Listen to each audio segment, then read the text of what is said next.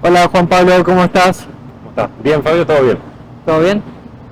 ¿Sabes qué? Me gustaría que hoy hablemos de SIBO. Y con respecto a esto, es saber si cada vez que hay una distensión, esto tiene que ver con la microbiota. Qué tema lindo, ¿no? El tema de la distensión, tema tan de moda y tan de interés, no solo para los médicos, sino especialmente también a los gastroenterólogos. Es un tema muy importante porque constituye uno de los más comunes y frecuentes motivos de consulta en la práctica clínica, si no es el más frecuente, y justamente es el más difícil de tratar.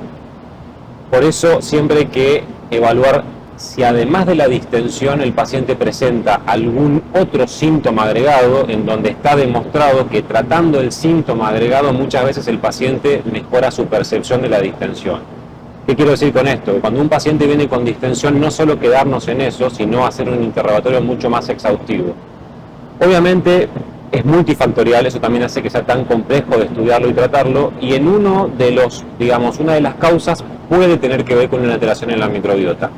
Y la distensión en realidad es tan inespecífica que justamente eso fue lo que hizo que se lo quite como criterios de apoyo en lo que eran criterios para el diagnóstico de intestino irritable previamente, porque se vio que los pacientes podían tener reflujo gastroesofágico y referir distensión, o podían tener una cefalea y referir distensión. Por ese motivo se demuestra la inespecificidad de la distensión con un trastorno gastrointestinal puro, y eso hace que sea bastante difícil de tratarla. Ok, eso significaría que no siempre que hay una distensión es un sobrecrecimiento. Totalmente. Distensión no es sinónimo de sobrecrecimiento en absoluto. Si bien el sobrecrecimiento bacteriano intestinal puede originar distensión, y hoy en día está consignado, digamos, y contemplado que el síntoma más frecuente para tener SIBO es la distensión, no toda distensión es SIBO. Ok, ¿qué es el SIBO? El SIBO viene en realidad de la sigla en inglés, que significa sobrecrecimiento bacteriano de intestino delgado, que justamente ya la definición ubica el lugar anatómico donde nos interesa. El hecho de establecer sobrecrecimiento en el intestino delgado no es caprichoso y tiene que ver con que normalmente nosotros tenemos una carga bacteriana enorme en todo nuestro cuerpo, pero principalmente en nuestro tubo digestivo, que están distribuidos en diferentes concentraciones desde la boca al ano. Y básicamente el intestino delgado es el lugar donde tiene una carga bacteriana relativamente media, porque inmediatamente por encima está el estómago, que la acidez funciona como una especie de antisepsia y hace que exista una carga bacteriana muy baja. Entonces no me va a interesar mucho qué pasa con respecto a la sobrecarga bacteriana en ese órgano. Y por debajo del intestino delgado está el colon, que es el lugar más séptico del mundo. Entonces es un lugar que tiene un montón de bacterias. No me va a interesar buscar un exceso en el lugar más séptico del mundo. Eso hace que haya interés en buscar qué pasa con ese sector que tiene una carga relativamente mediana de bacterias, que es el intestino delgado. Bien, bueno, ya estuviste explicando un poco los mecanismos que impiden que crezcan las bacterias ahí, pero hay algunas condiciones que pueden favorecer o generar el sobrecrecimiento. Obviamente, hay un montón de propuestas, y también acá hay un tema importante, hay propuestas investigadas con resultados también bastante diferentes. Lo que sí se sabe es que la indemnidad anatómica, o sea, la continuidad y la anatomía perfecta del tubo digestivo es, digamos, la estructura y el factor que más previene esa probabilidad de generar ese sobrecrecimiento en las bacterias. ¿Eso qué quiero decir? Que, por ejemplo, las resecciones quirúrgicas grandes o alguna alteración anatómica producto de alguna cirugía o alguna complicación, como por ejemplo una estenosis en el caso de alguna patología, eso va a hacer que ese anormal funcionamiento predisponga. Eso sí está bien estudiado y demostrado. De hecho, cuando se empezó a hablar de sobrecrecimiento bacteriano y empezó a surgir esta entidad, surgía en el contexto de pacientes con resecciones quirúrgicas grandes, como las que se hacían antes. Entonces, estos pacientes presentaban un cuadro clínico caracterizado por dolor abdominal, distensión, diarrea y grandes síndromes y déficits que formaban lo que se llamaba síndrome de malabsorción. Pero eran pacientes que tenían muy alterada su anatomía, entonces era mucho más factible que esto suceda. Básicamente, ese es el principal factor que está asociado. Hay otras propuestas, como por ejemplo alguna afectación por alguna enfermedad como la enfermedad de Crohn o la enfermedad celíaca, que eso puede hacer que exista menor motilidad y también predisponer. Otra que se intenta, aunque no hay evidencia suficiente para demostrar, es decir, el tema de los antiácidos, el tema del omeprazol o algún tipo de parecido, Porque justamente, como mencioné previamente, otro de los mecanismos propuestos anatómico y fisiológicamente para evitar ese sobrecrecimiento es la barrera del ácido a nivel gástrico. Eso impediría que las bacterias colonicen en forma anterograda el intestino delgado. Entonces, la teoría sería, o el fundamento, si yo bajo la acidez estoy quitando esa barrera protectora. La verdad que hay un montón de estudios y hay resultados bastante controvertidos con respecto a eso y todavía no se puede demostrar alguna asociación significativa entre el consumo de algún omeprazol o IBP o inhibidor de la bomba de protono o algún antiácido y el sobrecrecimiento. Redondeando la respuesta, básicamente el primer factor importante es la indemnidad de la estructura anatómica, digamos, y las grandes resecciones quirúrgicas. Bien, el movimiento obviamente... Y también el peristaltismo, obviamente, que puede verse afectado por alguna otra enfermedad que no requiere alguna cirugía, como por ejemplo enfermedad inflamatoria intestinal, alguna enfermedad celíaca o alguna otra complicación. Bien, la sintomatología típica o la más clásica del sobrecrecimiento, ¿cuál sería? Otro punto importante, porque como comenté previamente, cuando se empezó a describir esta entidad era en el contexto de pacientes severamente comprometidos producto de resecciones quirúrgicas grandes y obviamente la probabilidad de tener síntomas en ese contexto de paciente era mucho mayor y eran pacientes que presentaban síntomas muy floridos, dolor abdominal, distensión, diarrea y déficit vitamínicos, ¿sí? Pero conforme avanzó el tiempo, ese tipo de resecciones se dejaron de hacer porque la cirugía evolucionó muy bien, hoy en día lo mínimamente invasivo es lo que se busca, entonces la probabilidad de generar esa alteración era menor.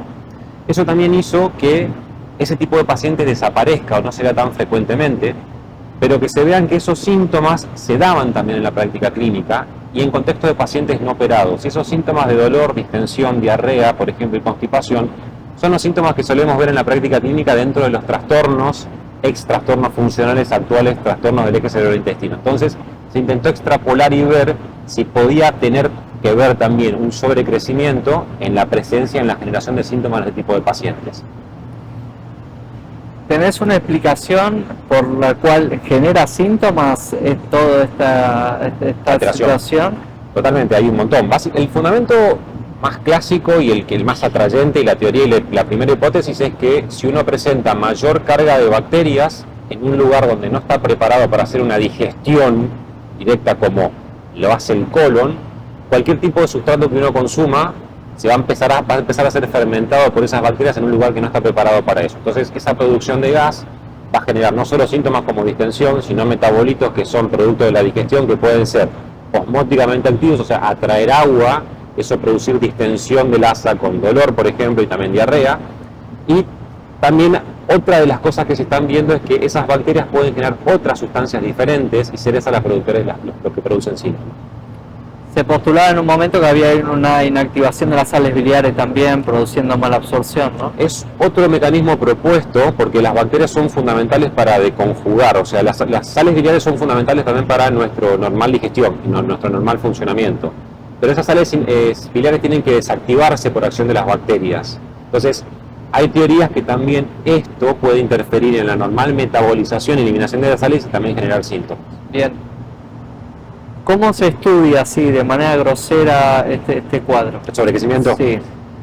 El gol estándar, prueba de referencia o prueba de oro, que es lo que nosotros conocemos en la práctica, que es toda prueba que intenta diagnosticar y es considerada la mejor herramienta para diagnosticar una enfermedad, lo fue siempre la endoscopía con una toma de aspirado para cultivar. O sea, básicamente se hace lo mismo cuando uno sospecha una infección urinaria.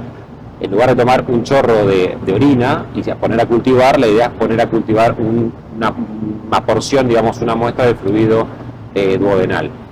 Así fue como se empezó a estudiar. Por eso, en este contexto de pacientes operados y demás que se hacían endoscopías con biopsia, se veían que la cantidad de bacterias era excesivamente grande. Obviamente, ese método hoy en día no se utiliza tanto, de hecho, en la práctica clínica no se utiliza porque es un método cruento, es un método invasivo, es un método costoso, es un método que también no es 100% viable, digamos, y perfecto, porque muchas bacterias de las que se aíslan no pueden cultivarse.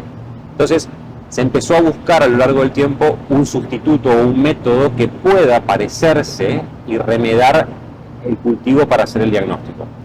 Y ahí aparece el test de aire expirado. El test de aire expirado básicamente es la medición en forma externa de gases específicos, que en este caso se utilizan la medición de hidrógeno y o de metano, que básicamente se basa en el fundamento en el que las bacterias de nuestro intestino son las únicas células de nuestro cuerpo que producen gases hidrógeno y metano, entre otros, y esa respiración, esa producción de gas por parte de las bacterias de nuestro intestino pasa a sangre, sangre llega al pulmón y nosotros exhalamos. Entonces, nosotros no solo exhalamos dióxido de carbono, sino también exhalamos hidrógeno, metano y otros gases que producen nuestras bacterias. Entonces, si uno puede y es capaz de medir esa concentración en forma externa, indirectamente uno está pudiendo medir el metabolismo bacteriano intestinal. Hoy en día se utiliza eso como método para el diagnóstico en la práctica clínica, con el fundamento de si uno ofrece al paciente un sustrato, que es un azúcar que puede variar, y a medida que el sustrato va bajando el tubo digestivo, si uno va realizando métodos de tomas sucesivas de aire expirado y se ve un incremento en la eliminación del gas, uno indirectamente está diciendo en algún momento del avance del sustrato en el tubo digestivo, si se produjo una elevación del gas, quiere decir que hubo más cantidad de bacterias o más activas que son las que produjeron. Entonces se relaciona y se dice que ese aumento se correlaciona con un incremento de las bacterias. Un punto importante es que método sustituto no quiere decir que sea igual al gol estándar. Si bien tiene y se parece, no es tan preciso como el gol estándar. Entonces es un método que tiene mucha falla. Eso hay que tener en cuenta siempre al momento de elegir un paciente y sospechar el sobrecrecimiento bacteriano y poder pedirle la prueba. No siempre que hay una elevación de alguno de los gases significa que hay un sobrecrecimiento en el intestino delgado propiamente dicho, ¿no? Totalmente. Cuando uno hace test de aire expirado puede encontrar muchos escenarios y puede pasar que el gas se mantenga en forma constante todo el tiempo, puede descender, que ese significado está incierto, puede aumentar levemente o puede aumentar mucho. Básicamente está establecido, y lo que uno busca cuando busca esto, que haya una elevación, pero no cualquier elevación, sino que producto de las investigaciones y demás, se ve que cuando uno eleva o busca una medición más alta, es mucho más específico en el diagnóstico. Por eso cuando uno está haciendo y buscando sobrecrecimiento bacteriano de intestino delgado, hay que buscar una elevación, que esa elevación sea por lo menos... Todavía, seguimos, no, igual. Sigo desarrollando lo que hay que buscar la elevación. Lo que hay que buscar con esa elevación es que sea de por lo menos de una diferencia de 20 partes por millón. Eso está diciendo que existe sobrecarga bacteriana, digamos, y es el punto de corte que mejor correlaciona para hacerse al SIBO y mejoría sintomática. Por eso, no todo aumento es SIBO, sino tiene que haber un aumento preestablecido y que ese punto de corte está establecido por las guías que intentan unificar en esto y es 20 partes por millón.